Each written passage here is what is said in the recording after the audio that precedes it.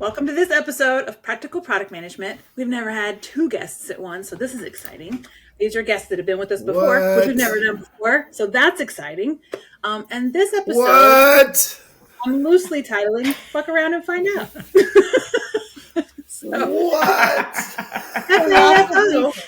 FAFO. And the reason why we're calling this that is we are going to talk about iterations, developing products with iterations. So we brought together a power trio, but there's two product managers because together we make one.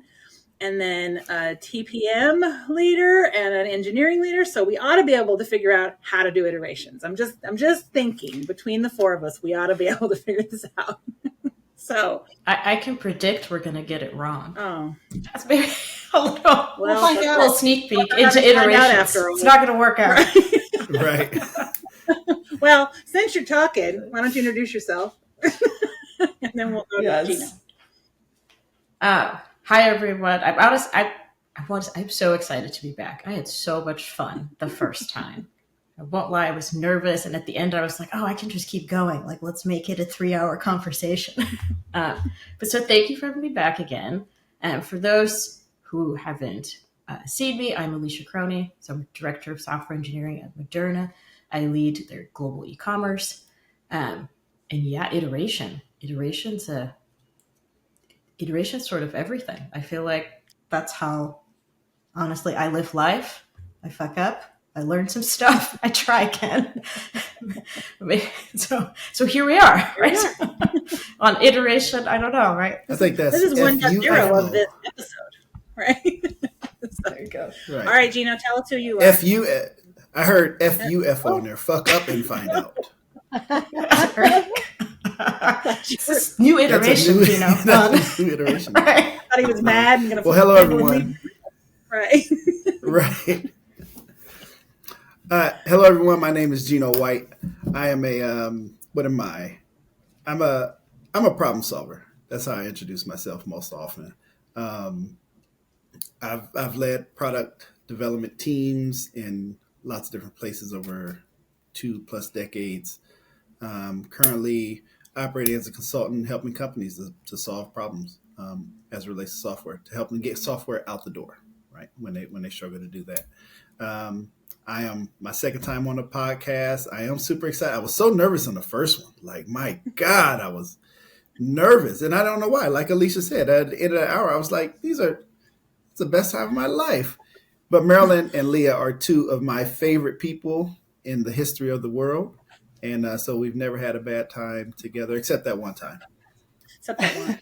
We don't talk about that one. But we don't talk about that time. Yeah. So anyway, very glad. Thanks for having me back. Awesome. Well, I'm super excited to be here with you all because you are my favorite humans.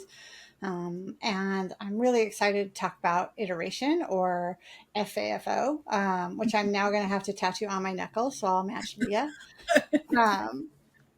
But what do you mean? Let's start with the definition, because like my life these days has been like trying to get people on the same page with the same words, because we all mean different things when we say the same words. So, Alesha, what do you mean when you talk about iterative development?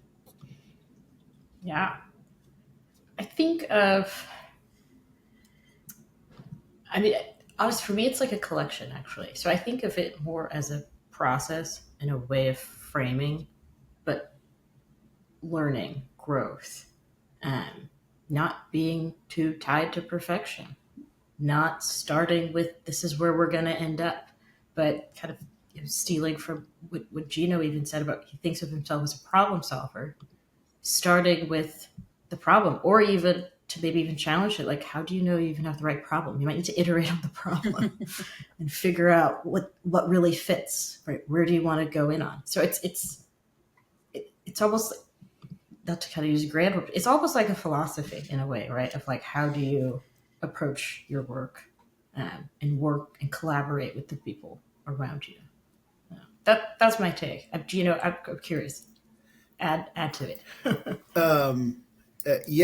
Yes, and yes to all of that. When I hear iterations and iterative development, which, by the way, I don't know if we're using those terms in all the same way. I think we're going to figure it out over the next few minutes here. But when I think about that, I do think about, I go back to when I learned agile development practices at Amazon a long time ago. Um, and I really embrace the spirit of agile. Now you can do it in all different sorts of ways. It's done in all different sorts of ways. Whether you do it differently or not, it's going to be done in all different sorts of ways depending on where you go. Um, and but the spirit of it still rings true to me, no matter how it's being implemented. And one big part of that is the notion of this incremental, iterative improvement. Right, you give yourself the opportunity to get better quickly over time in these small chunks, and there's a lot of it, that's very powerful, right? When you just sort of embrace that, like I don't have to be perfect right now in this sprint or this iteration or whatever, but I am working toward something much greater than what we have. Yeah. I like that. I like the notion of even the problem is iteration. Um, and I think that iteration is changing now, right? So I know like these gray hairs are evidence that I've been around for a little while. And I remember when iteration was waterfall, right? And big documents were written, and iteration might have been like a year. Certainly was more than quarters. And then we like magically went to agile when we were able to push to the cloud, and then iteration was like every 2 weeks. I mean, we tried it for a little while as a group, as every 1 week. And I don't know if you remember how chaotic that was. It was probably a little too much.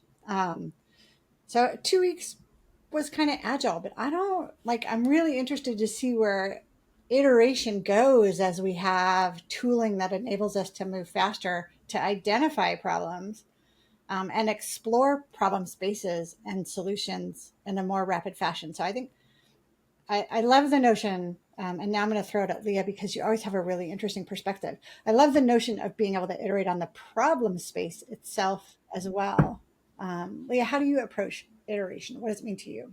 Yeah, I mean, so like you, I've been around a while, and when I first started, we were writing like PRDs, and things were taking a long time. And I've turned down a job once because they only did 4 releases a year, and I was like, that's not fast enough, because I started doing, Scrum at a company that was the first time I'd ever done that, and this was before Amazon. And so I think you're absolutely spot on that it is iteration about the problem. Sometimes it is iteration about what we think we know, quite frankly, because we start out from a place, if we're doing it well, we gathered some information, we've talked to our users, we have a sense of what problem we're trying to solve.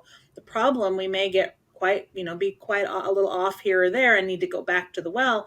But also, as we start to solve the problem, we may go, oh yeah, that's not going to solve the problem, because we start from a place of what we know, and there's always a whole lot we don't know, and everybody's uncomfortable with that. But that's the whole point of what we do. Like, if we're supposed to know all the things, just hang it up and go home, because you're not going to know, right? Like, there's just no way to know. The market, I mean, I worked in travel a number of times now, and travel is so volatile. And it's been one of the things that's really, I mean, I thought e-commerce was volatile, but travel is insane. A little skirmish breaks out over here, a little war breaks out over there, a little, the drop in the NASDAQ happens, this person gets elected, and it's just, travel's just like ding, ding, ding, ding, ding, ding, and you just never know. So if you can't iterate on the fly, you're going to build the wrong thing every damn time. And so for me, it's really being, to your point, and that's getting faster and faster, to the point that there's a lot of tools out there that now just can predict intent based on what's happening, and then go, yeah, you should stop doing that and do something else. Right? So there's a lot of things happening quickly. And yet we're still real slow in a lot of places. And I'm like, why are we so slow still? Right? And it's just, the iteration is not, we're still learning how to iterate, even with all these tools. That's interesting. Are we slow to produce, or are we slow to learn? Because really the whole iteration thing is, you're trying to learn faster. Yeah. Like we talk about rapid results and things like that, but you're really trying to just learn faster. The faster you learn, the more you learn, the better job you can do. So I'm curious, Leah, do you think are we slow to learn, or are we slow to produce tangible results, or are those the same? Yeah, I think we are slow to. I think that learning is there often, like what we need to learn. The information is there so that we can learn, but deciding to pivot, deciding to switch, deciding to do something different, we're still sort of paralyzed and hunker down. And then if we have to go back out to the committee to make the decision, if you don't trust the team, if you don't trust the people who know how to do the thing that they're trying to do, you're going to be slow. I was just going to say, do we even know how to learn? We've been talking about outcomes and learnings for a long time, and being able to take information and adapt against an outcome. But to be honest, like even today, I've had people tell me, we've already done that. You don't need to know anything about it. And it's like, no, maybe I do. If you actually want it out in the universe, maybe you do need to have me know something about it. Like, are we even good at learning? Sorry, Alesha, I interrupted you. What were you going to say? I told you, Alesha, you're going to have to push. Man.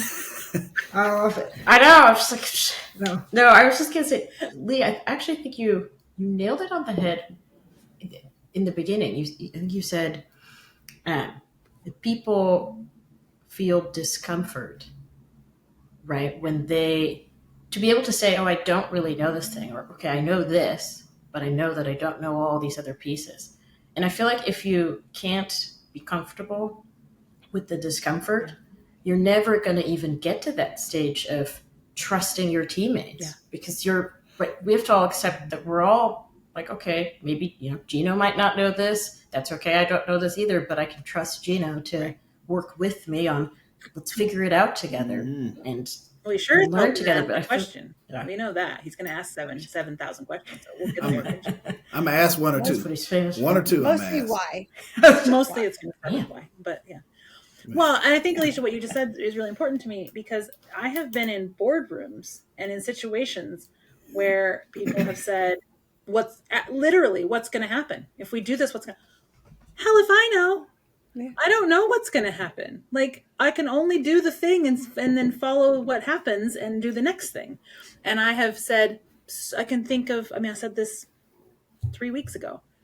We have to be willing to be uncomfortable and hold our spine. You have to have a spine to do the work we do. Yeah. And you have to be willing to let it ride just a little longer to see what's going to happen. Right. And often we're not. And it has to be okay to say, I can't predict the future. I don't exactly know. Here's what we're doing to find out. Yeah. Here's what I I'm currently expecting based on this information. And just let go. Let go and move forward. Yeah. Interesting. Just like, here's what I'm expecting. I like, you guys are like, blah, meow, meow, meow, meow, meow. All right, let me put my thoughts together. I am going to assert some things. I think if you already, you think you know the outcome of a test, like if you're doing an A/B test, if you already think you already know the outcome of a test, don't do the test. You've already biased things. It's stupid.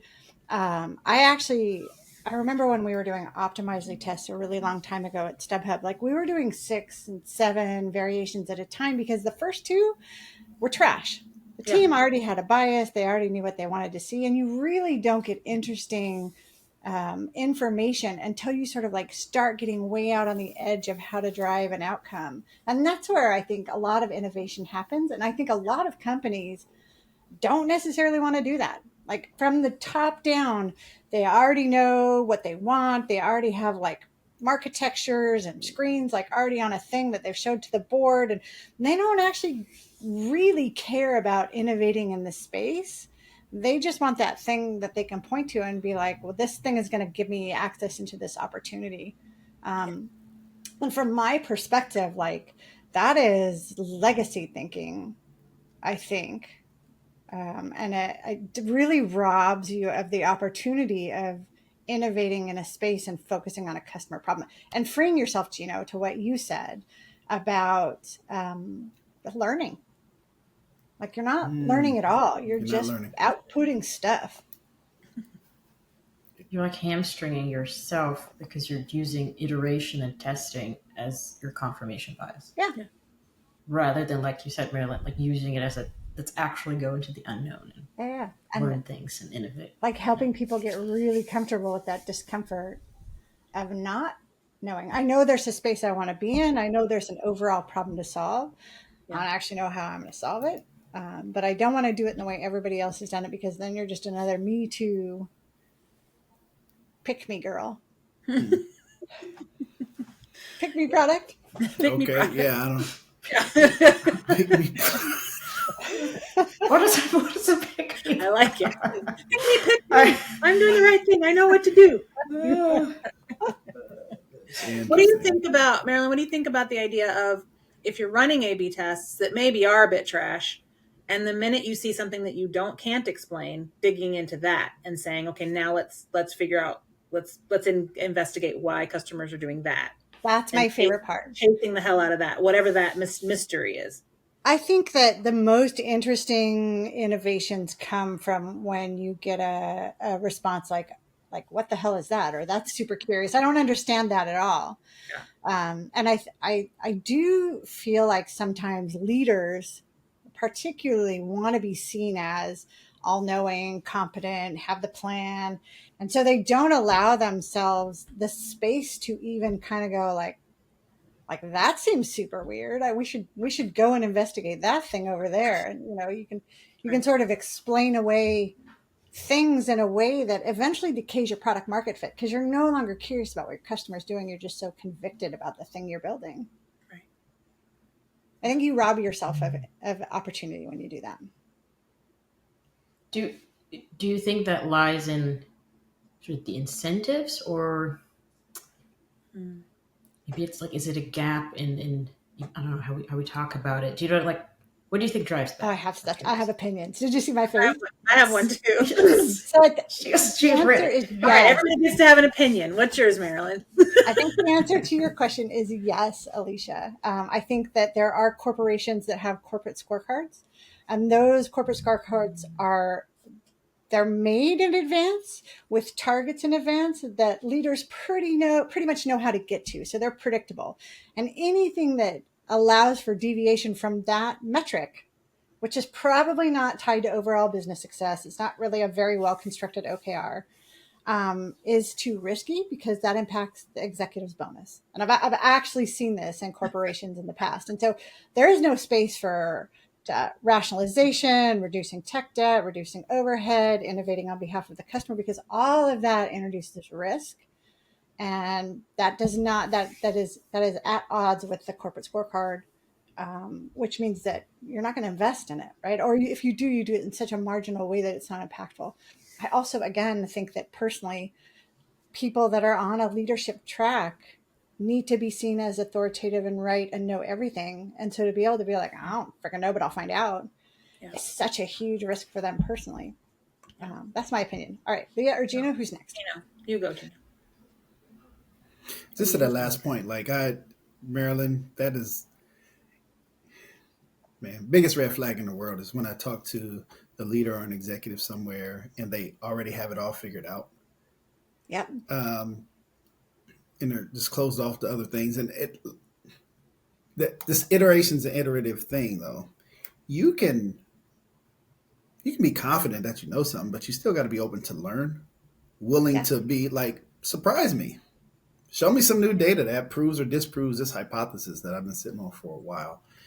And if you're even if you're unwilling to say that out loud, if you're willing to entertain this, let's do things in iterations, iteratively, let's learn that way, then you're gonna discover some stuff. So yeah.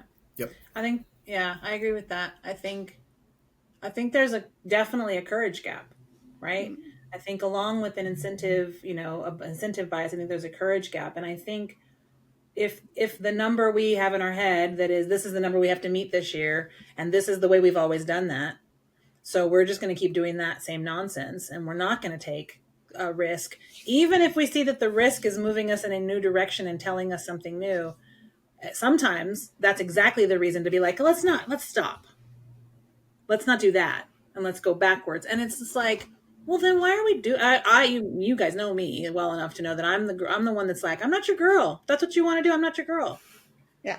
Right? Like, if you want to just keep going doing you can do the same damn thing you did last year without me. You don't need me for that. Right? Exactly. And I think that there are likely people who do what we all do that are suited for that. Just give me an order and off we go. And I'll do the thing you've asked me to do and I'll collect my bonus and off we go. But I don't think anybody in this room is that. And it sure as hell not as much fun. No. Right? So it's not fun to me to be like, make this number keep going up and to the right. Okay, cool. Buy more traffic. Off we go. Tell the marketing team to do that. You don't need me for that. Like, just pay Google some more money and we'll make that happen. I don't care. Right? It's just like, it doesn't matter to me. If that's what you want to do, you don't need me. Right? It's not fun. I think that the counter message to that, Leah, though, and don't you agree that, like, just because you're here to, like, push the boundaries and understand customer problems and really dig into sort of innovative solutions does not mean that you're approaching the problem without thought, right, without structure, without being able to measure progress. And I think there's this, like, weird dichotomy. And what did you say? Courage. You said there's a courage gap. Yeah. And I love that term, and I'm now going to steal it. Just because you are down to experiment and iterate does not mean that you're approaching this with chaos. Right. It usually means the opposite, because you've got to have all the metrics in place to monitor it, to see what's happening. You've been down in the weeds in places that no one else has been in the weeds, because you know you're going to have to account for what you're learning. Yes. It usually means there's actually less chaos. It's more tightly constructed. But to everyone else, it's like, this is madness. Exactly. Like, okay, it's not. Yeah. Right. Yeah. I've often been in rooms where I can tell that approach feels like chaos. And I'm sort of self-reflecting, and I do think in some degree that's due to how we talk about it sometimes. Say more. Like, so it was something, Marilyn, like you were saying, like, when you started, iteration looked so differently, right? Like the time cycles were different, sort of the approach was different. And so I'm realizing, like, sort of as I'm sitting here, what if it's just like we went along this journey and we haven't taken everybody along, and so there is just like this deep-seated, right? Whether it's in the incentives and in the structure, and like, how do you get promoted? Not often by saying, I did 100 experiments, I haven't cracked it yet, but maybe. Right? Like it's all of these different, like all of these pieces, I feel like just push us to your point, like, to not have courage. Yeah. Well, don't accuse Marilyn and I, either one, of ever not taking everybody on the journey. We've neither one ever gotten that feedback. I get that you over communicate. You give us too much, give us less. Right. That's why we have, I wonder, Alesha, and this is another, like, I seem to have soapboxes every time we get together, Leah. So, like, I'm just going to hop right back up on my soapbox here. I wonder, for such a long time, there were so many businesses that didn't have tech embedded or tech enabled. Like, there were businesses that were purely manual. And a lot of those businesses, like maybe financial services and or others, when they did start to use technology, because they have to, they see it as, again, an operational activity. It's not core to the business. It's not where the IP starts to come from. Yeah. Companies that are digital first obviously don't work like that. And I feel like those are the companies where the executives understand technology. They understand iterations. It's when you get to some of the, what I'm going to call legacy thinking, where that fear starts to creep in. I think we see that in a lot of industries that are trying to bolt on tech and become technology companies and be all AI first, that don't think that way in reality. Like, it's a marketing ploy more than a mindset. And I think that fear is there. Sorry. No, I actually think you kind of described the problem. Isn't even saying, I want to use technology because I want to use technology is not iterative, right, to your point of if you were like, okay, we're trying to solve these problems, and oh wow, if we apply this, like we can get to these places. I mean, hypothesize. Then you're building it naturally, and it becomes part of your innovation driver rather than this like necessary evil. Yeah. Yeah. Yeah, and maybe your experiments are wholly manual. Like you guys all know that I'm like a huge fan of BJ Fogg. And when we get into snap testing, a lot of those things are super manual. To see, you want to test the psychology of an idea in a day or 2 days before you bring in the engineering team to build everything because it's expensive. Yeah. Not, it's a way a business operates. It's not the way the tech team operates. Right. Innovation, experimentation, iteration should be the way a business approaches problems. Mm-hmm. And I wonder if there is a larger disconnect between, those that have to report to the street and have their numbers and have a level of certainty, and then this notion of experimentation and this idea that it feels like chaos. Yeah, but I mean what you're poking at to me is also the problem of venture capital money and private equity money. They don't understand any of this shit. And yeah, I'm talking to you guys. If you hear me and you're mad, yes. If you would like to have it explained, one of us would be happy to. But they don't understand. They don't understand how it works. But so when they put money into something, they're like, oh, they run these numbers and say, okay, when it gets to this point, we need to get our return on our investment. Okay, good luck. Good luck. But that's generally not how startups work. It's generally not how businesses work that are acquired by private equity firms to turn them around, right? If you acquire an old school company and want to make it digital first, it's not going to be that on month 18, you get your return on your investment. Your model is bullshit. The fact that they don't know that after all this time is crazy.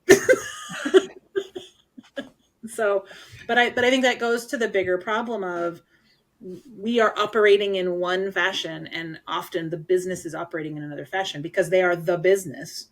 Yeah. And I have a problem with product not being the business. Mm-hmm. Right? Like it drives me crazy when the business needs to talk to product. I'm sorry. Was I not the business? Is that not me? Right? So hold on. Right? Who am I? Yeah. Or even engineering. Like that's I think so. I've seen both Alesha and Geno do this. Like they're like the separation between people that are labeled the business and the people that actually make the thing work. Like that gap is killer. Don't you think that air gap is like deadly? Yeah. Yes. Yep. Yes. And speaking to that, like it's frustrating. Go ahead, Alesha. It's frustrating the number of rooms I've been in where it's like, well, you're not responsible for this dollar figure, right? Like, is it like why are you opining on like how to make more money or lower costs or any of those goals? It's like you just built the thing. I'm like, well, just build it. I don't think so, actually. to borrow from Leah, I'm not there for that. That's not me. That's not what I'm going to provide. Yeah. What were you going to say, going back to this iterative approach and iterations thing and along these lines of business working with the product development team and the separation between the two. One of the things for me, so as a TPM or leaders of TPM, or as the person held accountable for delivering the thing to market, oftentimes you're not exactly sure if this engineering team can do what you're asking them to do. And so I use iterations to learn how they operate. Yeah. I also use the iterations to help stakeholders and business partners and others also learn how we operate. Yeah. So that they can have a more realistic view of how things get done. So I think it's very important to be inclusive in that process, right? Bringing those stakeholders, those business people, whoever they are, marketing, sales, bringing them into the fold so that they can see this happen, so we can learn together, right? Because one of the things we're learning is just how this whole thing operates, and oftentimes they're surprised because they start to understand that we have to do things differently too. They being the business side, like whether it's marketing, sales, or operations, whatever. They have to do things differently too. And they learn that when they're a part of this iterative process. I was just going to say one of the places that I learned that the most was when I worked at Providence, and we're a digital innovation lab in the hospital system. And so we were building things that had patients and doctors and nurses and like all these different pieces. And so we would do our sprint reviews and invite the neurologists and nurses and all these people and they were like, oh, it was so different for them to watch us like demonstrate what we built in the last 2 weeks. And it made it more real for them, and their requirements got better, right? Because they started to understand, like, we need this kind of information so that we can get precise on what you're asking us for. We don't know. You know, you're the user, right? And it was a really helpful learning experiment for a lot of people, but for me, because it was one of those places where there was multiple users on a telemedicine cart, for instance, right? And it was important. So, and you're not asking questions just to be a jerk. No. You're asking questions because you really need the answer. You're interested. Yeah, exactly. I think one of the most interesting approaches of this is sometimes you don't know how. Not only do you not know if the team is capable of building the thing, you actually don't know how you're going to solve the problem. Right. So for me, I think if you can get a raw, rich customer problem and bring that to the team, like, oh, I don't know what to build. I don't know how to solve the problem. And this is where your engineers, I've seen, I will give one example from MasterCard. I don't usually talk about anybody and I never name names, but there was a problem we had at MasterCard we didn't know how to solve. And it was about how to understand the customer's context when they were on a screen so that someone in the world could help them with what they had going on. And there were lots of ideas. And people were like, let me write the requirements. And I'm like, no. What if we just soaked in the problem for a little longer? And then you guys can ideate, you can brainstorm, we can think about the problem as a group. And the solution was genius. And it came from an IC engineer who really deeply thought about what was happening. And to Leah, to your point, the people in the ecosystem, like the customer that was having the problem somewhere in the world, the customer service person who was going to try to help them either synchronously or asynchronously. And then an engineer, one of the 70, 50, 100 teams, an engineer on one of those random teams that also had to understand what was going on so they could potentially say if it was a feature or a bug or they need to fix it. Right. He went home and thought about that problem and came back with a prototype over a weekend that was brilliant. Yeah. Was brilliant, right? Mm-hmm. And so that's the magic right that's there. Right. Not someone being like, I got a requirements doc for you. I mean, listen, we can name products that were built like that. Square was designed by the guys at Twitter so they could run they could actually manage a transaction at a conference. They did it over the weekend and put something on a phone so that they could run it. It was a whole industry opened up. Yeah, because one of those engineers working for Jack Dorsey was like, "Oh, let me fix that for you, Jack." Right? Like, I got an idea. Right? I mean, that stuff happens. And it's brilliant when it happens. But yeah, I agree with you 100%. That's how do you sit in the problem long enough and say, use some creativity, folks. Figure it out. Let's be brave. Yeah. Problem solvers. So now, does that mean we all get to adopt your title? Do you know? Are we all now problem solvers? I think we're all problem solvers. I'm taking it. I like it. Just because you're the chief problem solver doesn't mean we can't all be problem solvers. You can be problem solvers too. Assistant to the chief problem solver. There's space for us all. I was mulling on because that magic, right? I know we've all had those moments, those products, but I'm sort of mulling on do we think? I think it's kind of a controversial question. So Agile, Scrum, which is I feel like an attempt to make this magic into a repeatable process, right? Mm-hmm. Do you think it gets in the way? I'm actually curious, in your guys' experience, is it you start there and then you almost iterate on top of that, right, to get to your own sort of version of what that process is for your teams that works? I mean, the answer is like it always is. It depends, right? Like, my opinion is that those are all just languages, communication models. I don't think of them as actual frameworks that always work in every circumstance. It's all just how do we communicate? Yeah. And that can be Scrum, it can be a document, it can be we sit in a room and build it together. I think it depends. Yeah. Right? I don't know, Marilyn and Geno.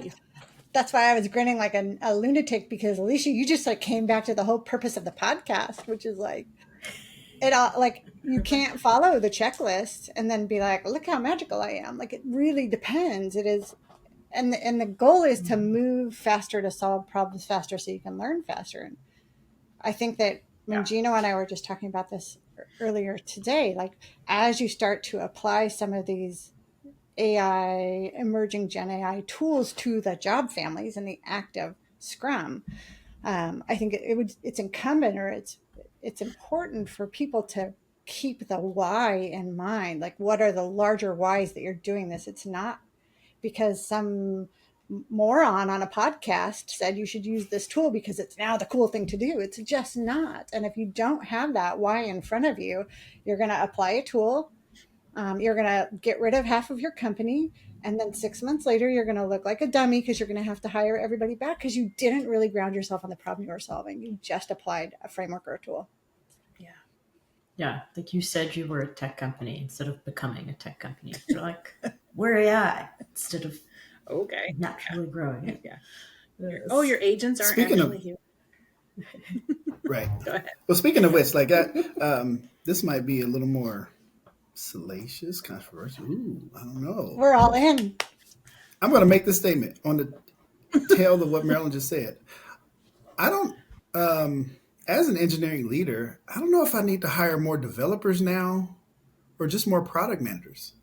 Like, I think, so what is the normal ratio of, what is an ideal or a good ratio of product manager to engineer? Marilyn and Leah, like it depends. I know it depends. I mean, look, I worked in environments where it was like 2 developers for every 1 product manager, and that was like too many product managers. And it's too many thinkers. So they're smoking up stuff that the devs can't build. 4 to 1, 5 to 1, 10 to 1. Somewhere, okay, so let's say somewhere between 4 to 1 and 10 to 1. Depends on what you're doing, right? Somewhere in that range. What if we does the rise of AI code generation tools means that ratio will flip or should flip? Because now, given the I don't know if it's a promise. Look, man, how people talk about these things. You can just talk and you write code and you build code. Yeah. The product managers understand what needs to be built. They understand the problems they're trying to solve. So why isn't it 4 product managers now just talking into these things, generating code, and you got 1 developer that's just kind of making it actually work in an enterprise fashion? Like, I love this conversation. This is my favorite conversation. So I'm going to go back to it depends. And I think so.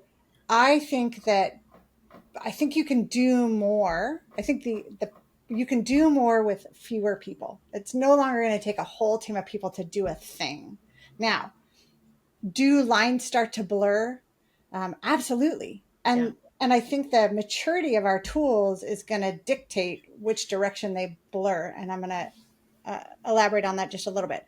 I don't know if it's like a really strong front-end engineer that has a great grasp of the customer that starts to bleed down into product management, or if it's a really strong product manager that can speak words into a tool. But I will tell you that the maturity of the tools today is cool for like putting out a simple website, but you're not getting enterprise level products out of these tools right now. And if you think you are, like, again, I don't know what you've been smoking, but please share. Someone's still got to check for applicability and maturity and security and all those things, right? I think what it's doing, Alesha probably has a strong opinion about this, but I would just say one of the things that I've seen, so I mean, shout out to the Figma people for Figma Make. They're crushing it. But I think what that does is it allows designers and product managers to get buy-in faster, than hand it actually over to people who know how to make a thing. Yep. Right? And because if you can produce a thing and everybody goes, "Oh my God, it's so beautiful. When can we have it?" And then all of a sudden we've tested this. We've used this to do some testing. We've done, we've taken out into the market. We've done whatever. Then you actually, you speed that process up from engineers having to build something so that everybody can look at it and then go through that cycle. So that's one thought. But I don't know, Alesha, as the engineer in the room, what do you think?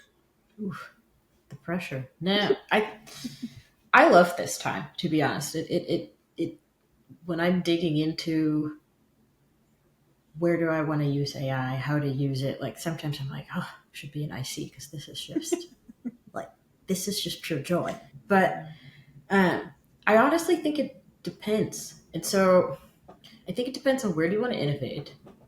What sort of direction are you trying to go into? So, and I think, honestly, some of the same questions that as an industry we've always asked ourselves still apply. Like what I mean is, do you build it in-house or proprietary, or do you rely on something out of the box? How far can the out of the box get you?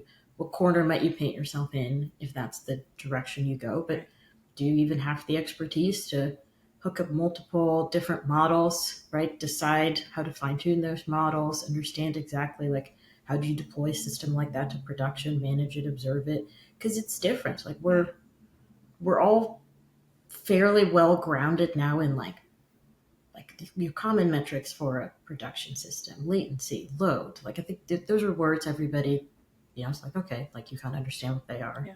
Yeah. But when it's, AI or machine learning systems in production, are you measuring like your hallucination rate? Like does everyone even understand like, oh, what that means?